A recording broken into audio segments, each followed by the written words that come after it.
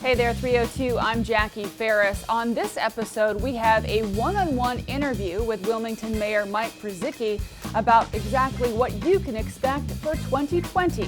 Get ready, the 302 is bringing in the new year.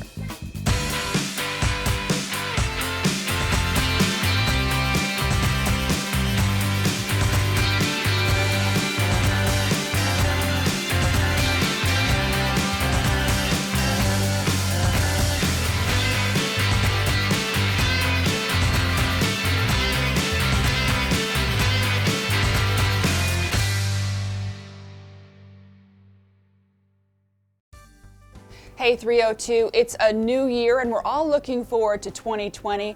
So we wanted to find out what's happening with Wilmington government. We're here with Mayor Mike Purzycki to talk a little bit about what's new in 2020 and what's carrying over into 2020 from 2019 to make the year even better. Mr. Mayor, thank you so much for joining us. Now, I understand that you guys want to continue strengthening neighborhoods, improving public safety, and keeping the financial outlook solid. So talk to me a little bit about, I guess the outlook for 2020. We think the outlook for 2020 is excellent. We feel it throughout Wilmington that we've made a lot of progress since we got here 3 years ago now. Mm-hmm. And it's in virtually every aspect of the city. If you go downtown, you feel like it's a much more prosperous place. If you go down to the riverfront, it's really been pretty spectacular, everything that's going on down there. We've done some wonderful things in our neighborhoods. We have a transformed police department that the public's very aware of, and they're aware of the culture, they're aware of the relationship between police and neighborhoods, which are essential for you to have a healthy relationship with city government and with the neighborhoods. So let's talk about preserving the neighborhoods. I know that you're trying to improve quality of life by reducing blighted properties and vacant properties. How do you go about doing that? Yeah, it's a tall order because we have approximately half of the housing units in the city are rental. So now we have to spend much more time on enforcement than you would if we had more home ownership, something we're working very hard to do. We have proposals before council to help us on the enforcement side, just to keep the overall condition of our housing stock at a higher level. We just want to improve it.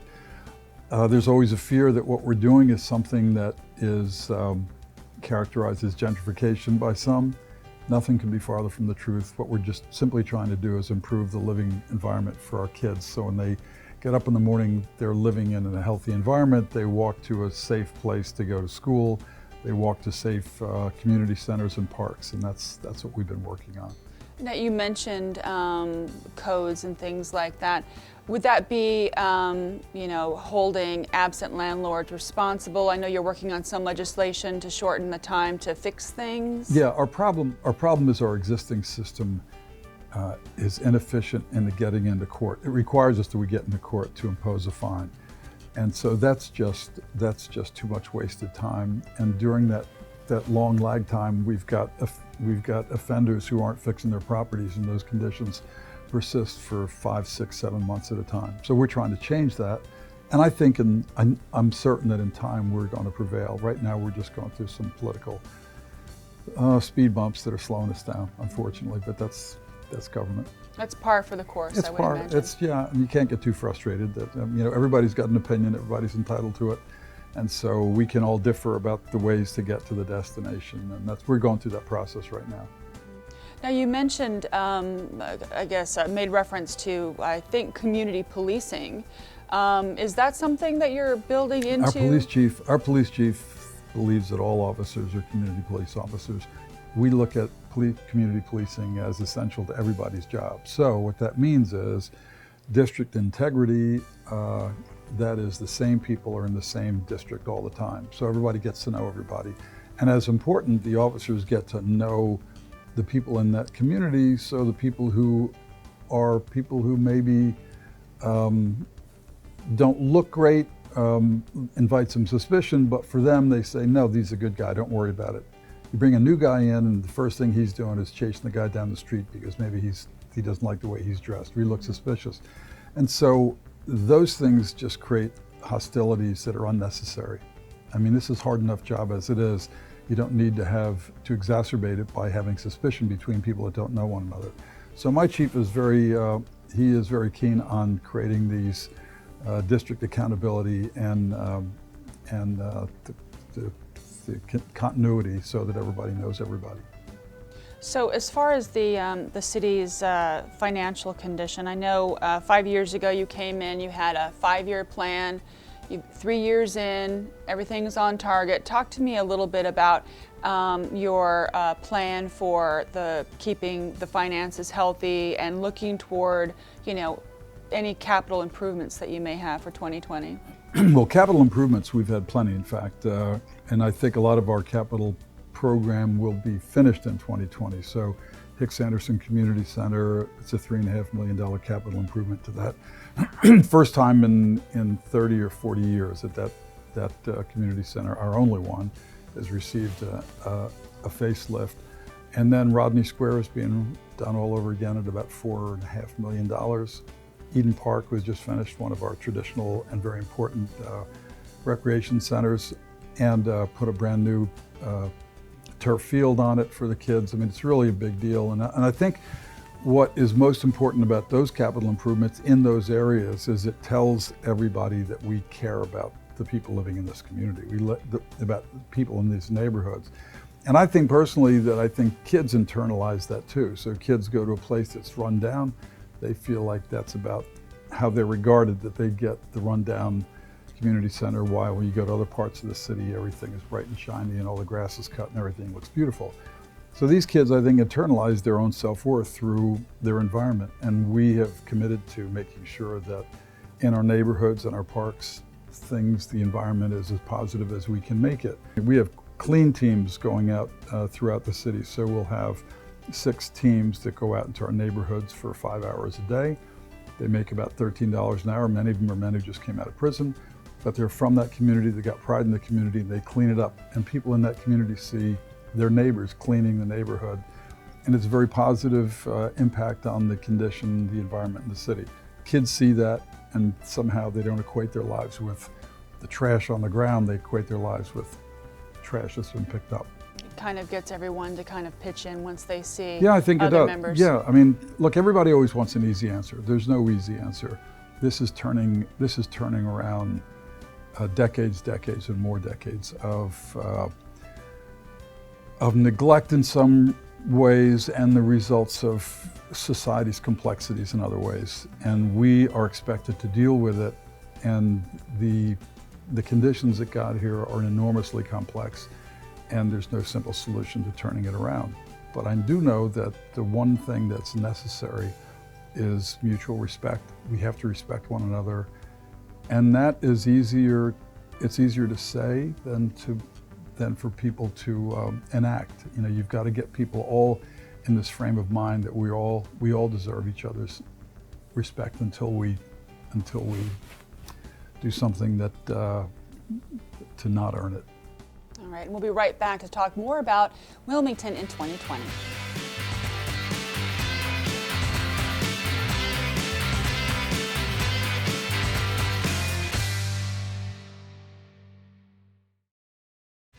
I'm Brooke Jacob, and the 302 is where I get my health kick. Welcome back. We're talking about Wilmington and what's going to be happening in 2020. And one of the things the government is set up to do is serve the community. We're talking to Mayor Purzycki about all of the services. Now, I understand that you've got a new service coming online this year called 311. What's that? Well, I think to frame it, there are a lot of things that we're doing that the public really doesn't get to see. They're internal, so they're basically our internal operations. And part of those frustrations in dealing with government is getting on the phone and trying to get to a destination where you can receive help. And there's number after number, and there's transfer after transfer. And we're trying to make this as efficient as possible. So as some other cities have done, we're going to do a 311 system. You've got a problem, it's like calling 911. Press 311, you'll get the city, tell them what your problem is, they'll direct you to someone right away. And so we're pretty excited about it.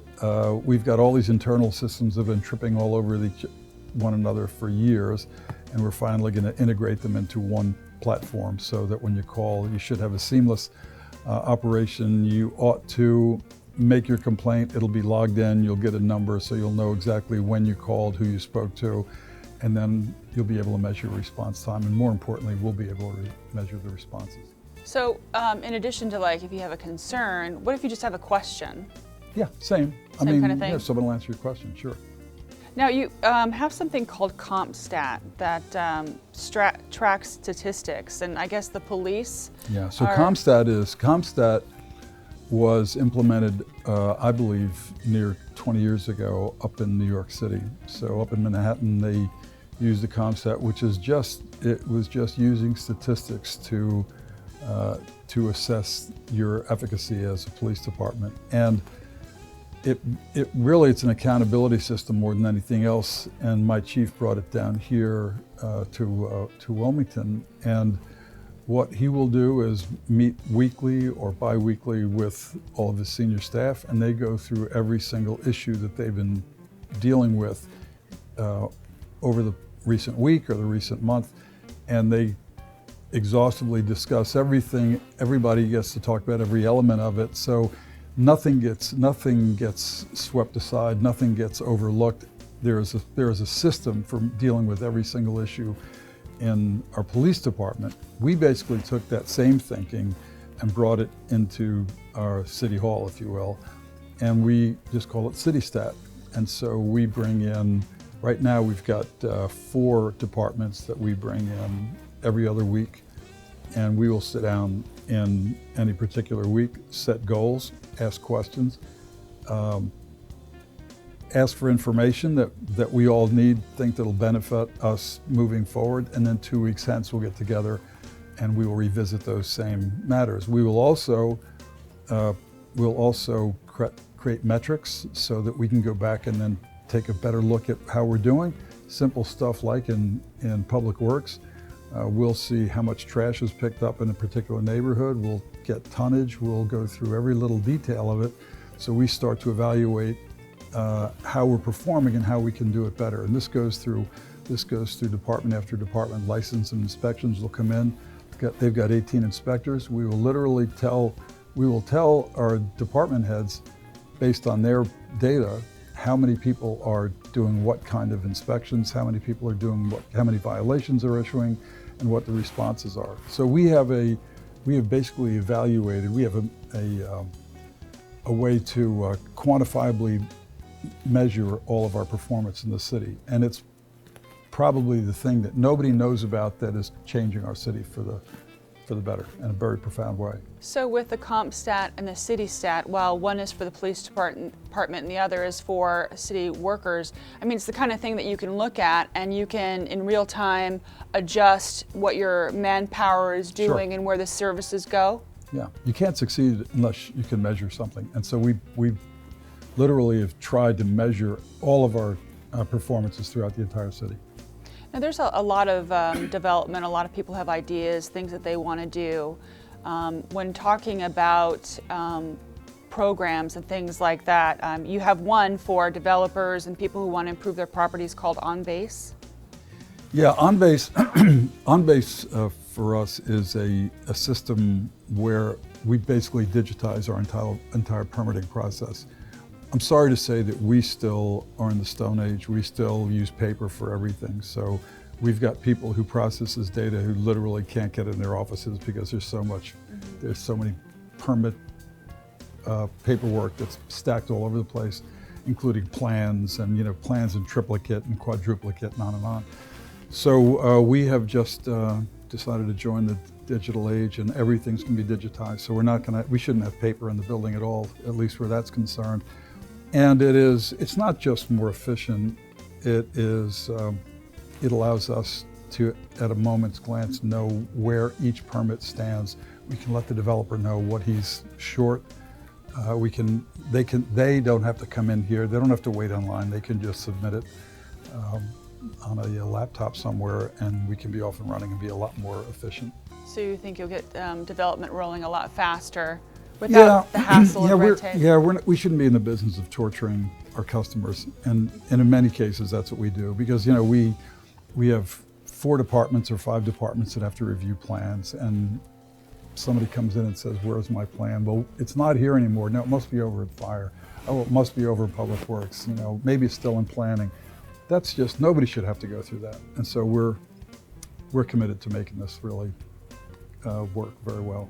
So all of the data from a lot of these, well, I guess a lot of the data from all of these systems would be or will be available online for people to look at in the OpenGov? OpenGov, I mean, that's kind of like in a sense, it's, I don't know that everybody can look at every permit.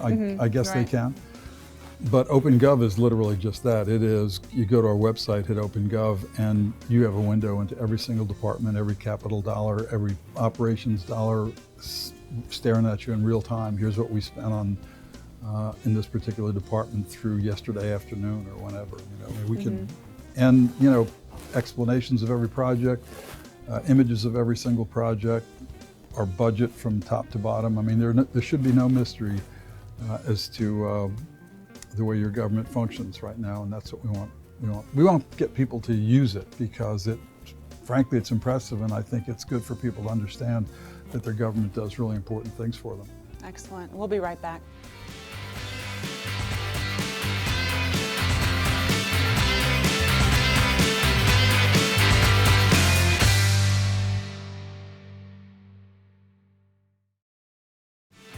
Hi, I'm Ann Cole, director of the Wilmington Ballet, and I love the moves on the 302. Welcome back. It has been said that you can judge a community by how well it treats its children and its families. We're joined by Mayor Mike Purzycki to talk a little bit about some of the services and some of the things the city is doing to really make sure that the most vulnerable citizens are taken care of. So when we talk about youth, I know that there's a big effort to help kids be more successful in Wilmington. Sure. Well, so we try to get our kids working as early as we can. We've got youth employment corps during the summer where we'll put 400 kids to work. When it comes to encouraging them to go to school, we have scholarships. I think we've given $500,000 scholarships over the last 7 or 8 years. So we're really committed to that. What we did this year, which has really been a remarkable success, is that 3 years ago we had an HBCU day, Historically Black Colleges and Universities Day, where we wanted some of our kids in our city to be introduced to HBCUs. And so we had about 700 kids show up, and we had a real nice success with some of the universities that came down. A year later, we did it again, and we doubled it. And that year, we decided to do an HBCU week. So we had this great response. 1,400 kids, about 700 of them get admitted to school that day with about $1 million in scholarships. Pretty good. This year, we had an event with Stephen A. Smith to come down to a banquet we had. He came down, loved what he saw, and said, "I'd like to help out." So we did it again this year. We had it at the 76ers field house, our new beautiful 150,000 square foot field house. And we had 3,500 kids show up. 24 universities, 1,200 admitted on the spot, $3 million in scholarships. Big deal. And I think what it has done, it has really helped in a way to rebrand our city. It made us, it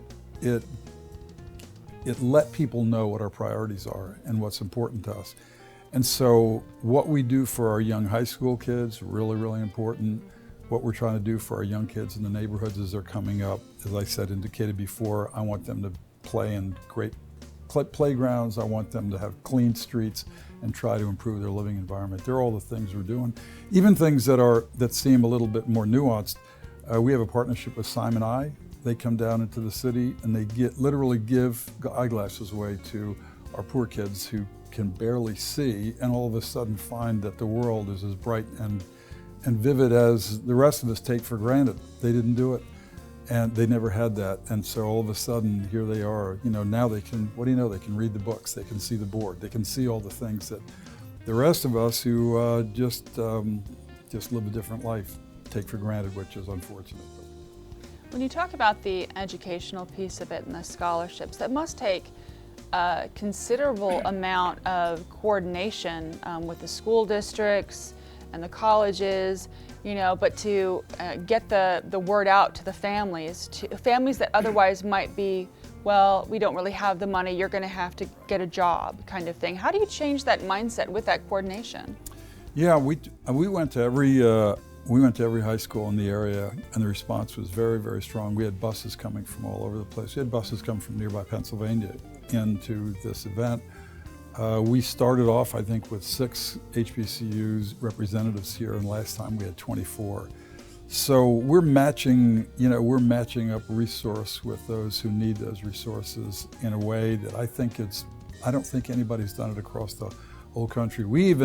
The week is such a special week because we celebrate education in a variety of different events, but we end the week up with a battle of the bands, battle of the HBCU bands. Down at Frawley Stadium, where 7,000 people show up just to enjoy a day of great music, but it's also the underlying purpose of being there is the celebration of the HBCU experience. So I can imagine it probably changes the mindset. There shouldn't be a child in Wilmington that can't go to college. Well, I'm afraid they've another. got some other impediments, but I would say that the kids are generally prepared and have a desire. Yeah, they ought to be able to go. So when the folks see this show, it'll be the first show of 2020.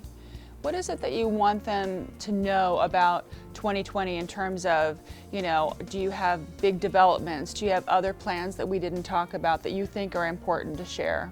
Yeah, I think that as I look into 2020, I see, we talked about a number of developments that are going to happen around here. We've got apartments going up all over the city. We have 1,000 apartments, restaurants opening up all over the city, much as you described in your town. But I think what I want people to know is what the city of Wilmington's soul looks like, and that is that we are intent on seeing that prosperity is shared for everybody in our city. It gets to be who we are, a just city, a city that cares for our poorest members of the community as much as anybody else. Because in my heart, I believe if prosperity is not shared, there's no prosperity for anybody. So it's something that everyone has a place at the table. It's very inclusive in terms of participation and information for 2020. That's true. I think that people say these things, but I think it's got to be part of your culture. If it's not part of your culture, I don't think people don't put words into action. We intend to do that. So we mentioned the 5-year plan in our previous segment, but how do you think your 5-year plan is going, and have you adjusted it at all, or are you still right on track? You always make small adjustments, but I think generally speaking, we're very much on track. When we first got here, we had a $50 million projected deficit over 5 years, and we knew we couldn't survive that. So we raised taxes fairly modestly, 7.5% in our first year, and haven't done it since. I don't see us raising taxes this year, perhaps the year afterwards, but what we've tried to do is we've balanced what is just a natural impulse of mine to develop the city with another impulse of mine, and that is to be as financially responsible as you can be. And so we're trying to make this a much more efficient government, and I think in the end, our views will be vindicated. All right, well, thank you so much for spending time with us and Happy to be sharing with your you. vision for 2020. We'll be right back.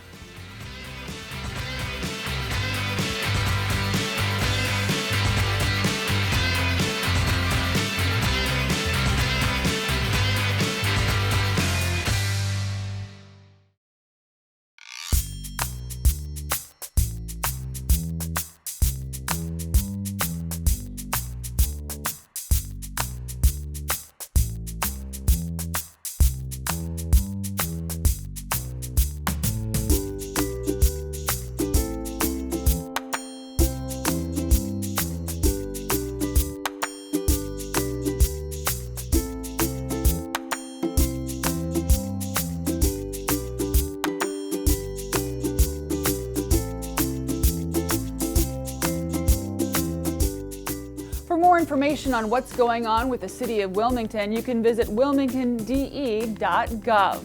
That'll do it for this episode of the 302. We leave you now with images from HBCU Week in Wilmington. Until next time, I'm Jackie Ferris. We'll see you on the 302.